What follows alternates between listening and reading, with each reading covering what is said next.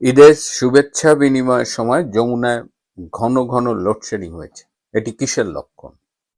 ঈদের দিন সেনাপ্রধান জেনারেল ওয়াকার খান প্রধানমন্ত্রী তারেক রহমানের সাথে ঈদের শুভেচ্ছা বিনিময় করেছেন। সেখানে তারেক রহমান কি বলেছিলেন জেনারেল ওয়াকারকে?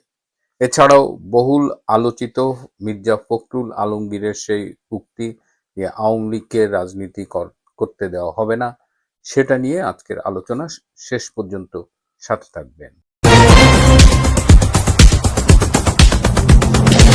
আসসালামু আলাইকুম এবং আদাব। ঈদের শুভেচ্ছা নেবেন। গত 3 দিন আপনাদের সাথে কথা হয়নি। ঈদ নিয়েই আসলে একটু ব্যস্ত ছিলাম। এবার সামাজিক কাজগুলো, দায়িত্বগুলো অনেক বেশি ছিল।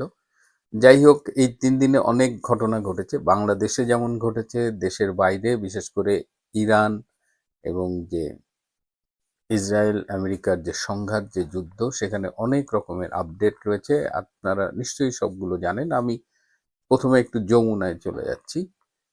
যে রাষ্ট্রীয় অতিথি ভবন যমুনায় প্রধানমন্ত্রী তারেক রহমান সর্বস্তরের মানুষের সাথে ঈদের শুভেচ্ছা বিনিময় করেন। সর্বস্তর এবং রাস্তায়ও অনেক লোক হয়েছিল বলে শুনেছি।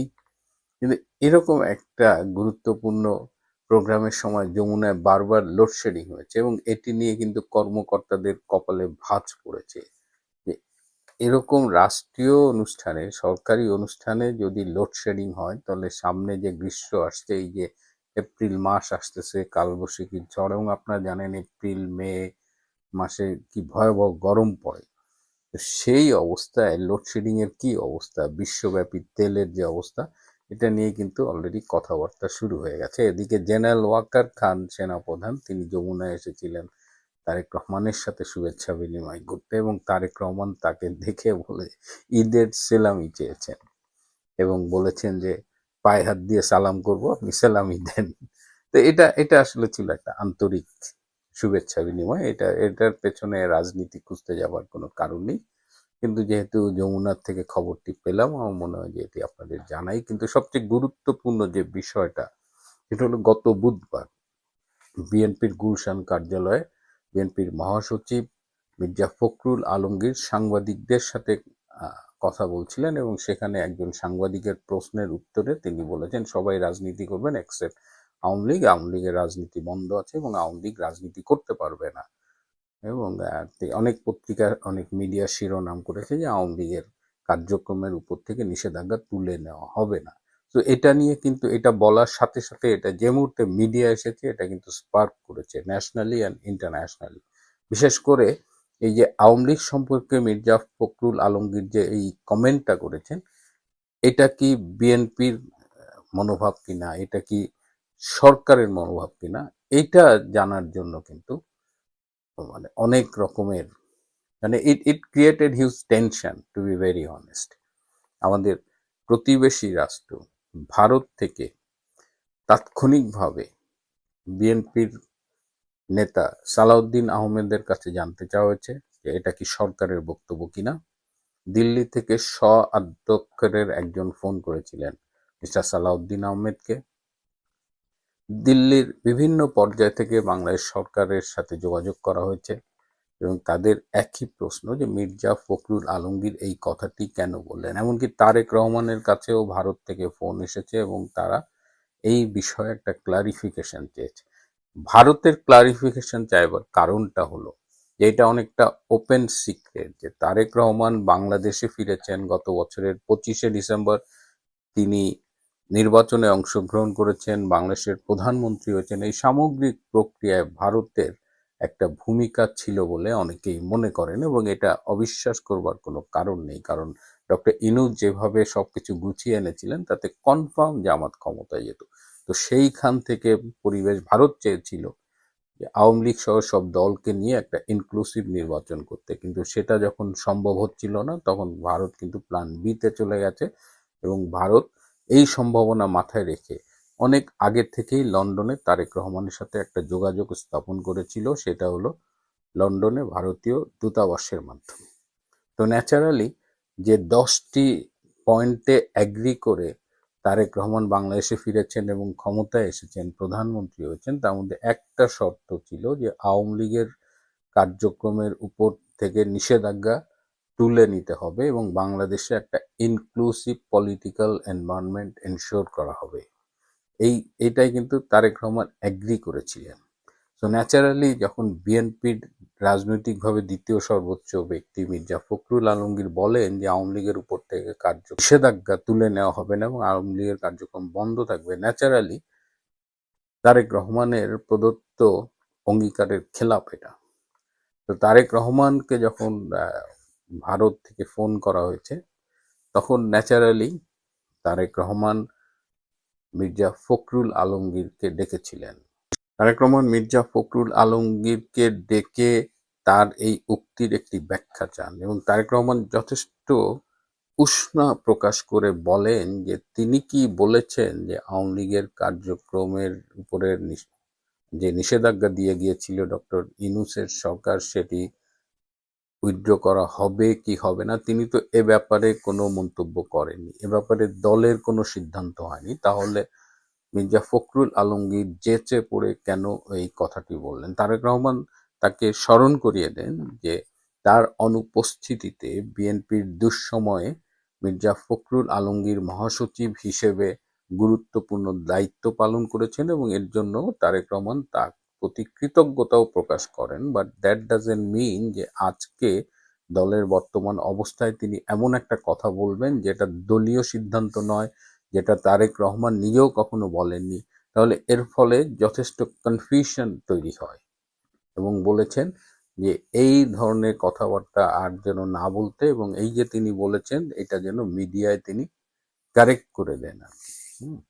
এখন প্রশ্ন হলো যে মির্জা ফখরুল আলমগীর কেন এই কথাটা বললেন?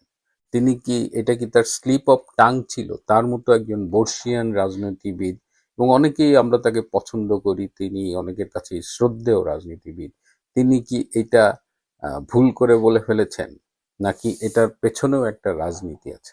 বিএনপিতে আপনারা জানেন যে বিএনপি একটা জগা খিচুড়ি রাজনৈতিক দল। এখানে মুক্তিযুদ্ধের পক্ষের লোক আছে, এখানে জামাতের পক্ষের লোক আছে, মুক্তিযুদ্ধের বিরোধী লোক আছে, এখানে আবার তরুণ প্রজন্মের লোকজনও কিছু আছে। সো এই নানামুখী টানাপোড়েনের মধ্যে দিয়ে মির্জা ফখরুল আলমগীর একটি ধারার নেতৃত্ব দেন। তিনি যদিও বিএনপির মহাসচিব, তারপরেও বিএনপির যে বিভিন্ন ফ্যাকশন আছে তিনি সেই ফ্যাকশনটির নেতৃত্ব দেন যারা মূলত পাকিস্তানপন্থী। কারণ আপনারা জানেন যে মির্জা ফখরুল আলমগীরের বাবা, হ্যাঁ, ওনাকে সবাই ঠাকুরগাঁয়ের চখা রাজাকার বলতেন, মির্জা রুহুল আমিন সম্ভবত।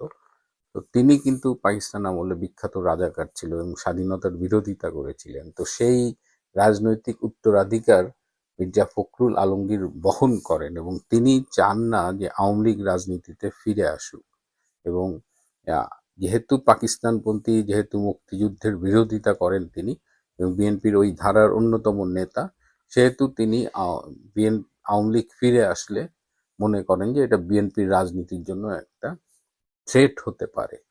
সো এই কারণেই তিনি এটা বলেছেন, এটা বলে তিনি বাজার অ্যাসেস করেছেনও, কিন্তু তিনি বুঝতে পারেনি যে এইটার ন্যাশনাল এবং ইন্টারন্যাশনাল রিপারকাশনটা এত তীব্র হবে এবং এটা এতটা তীব্র হয়েছে যে তারেক রহমান পর্যন্ত তাকে ডেকে উষ্মা প্রকাশ করেছেন এবং বলেছেন যে এটা সাংবাদিকদের মাধ্যমে এই কনফিউশনটা দূর করতে। এদিকে এই মুহূর্তে নিউ ইয়র্কে রয়েছেন ডক্টর খলিলুর রহমান, যিনি আমি আগেও বলেছি জাতিসংঘের আসন্ন অধিবেশনের সাধারণ পরিষদের সভাপতি পদে প্রতিদ্বন্দ্বিতা করছেন বাংলাদেশের প্রার্থী হিসেবে।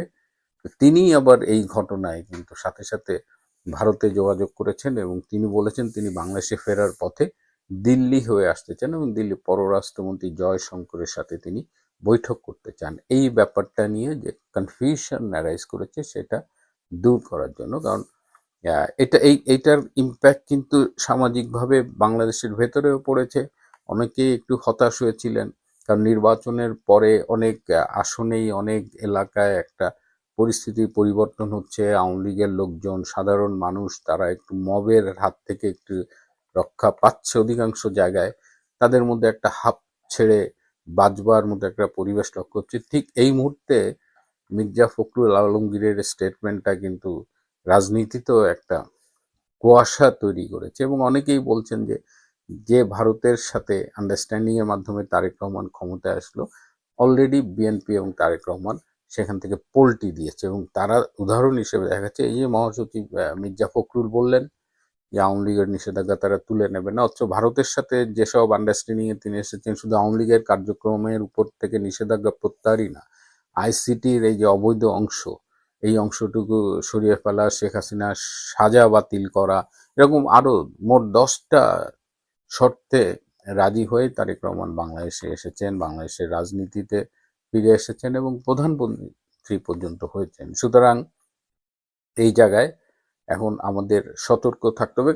আমরা যেটা করব, আমরা আসলে দেখব এই যে ঈদের পরে সংসদের অধিবেশনটা চলবে এবং সেখানে আমরা দেখব যে তারেক রহমান যে শর্তে বাংলাদেশের রাজনীতিতে ফিরেছেন এবং প্রধানমন্ত্রী হয়েছেন সেই শর্তগুলো মেনে চলবেন নাকি পোল্টি দেবেন, এবং পোল্টি দিলে সেটি কি তারেক রহমান, বর্তমান সরকার এবং বিএনপির রাজনীতির জন্য শুভ কোনো বার্তা বয়ে আনবে কিনা, তার জন্য আমাদের অপেক্ষা করতে হবে। প্রিয় বন্ধুরা, আজ এ পর্যন্তই। ভালো থাকবেন, সুস্থ থাকবেন, তার চেয়েও জরুরি হলো নিরাপদে থাকবেন। সবাইকে অনেক ধন্যবাদ।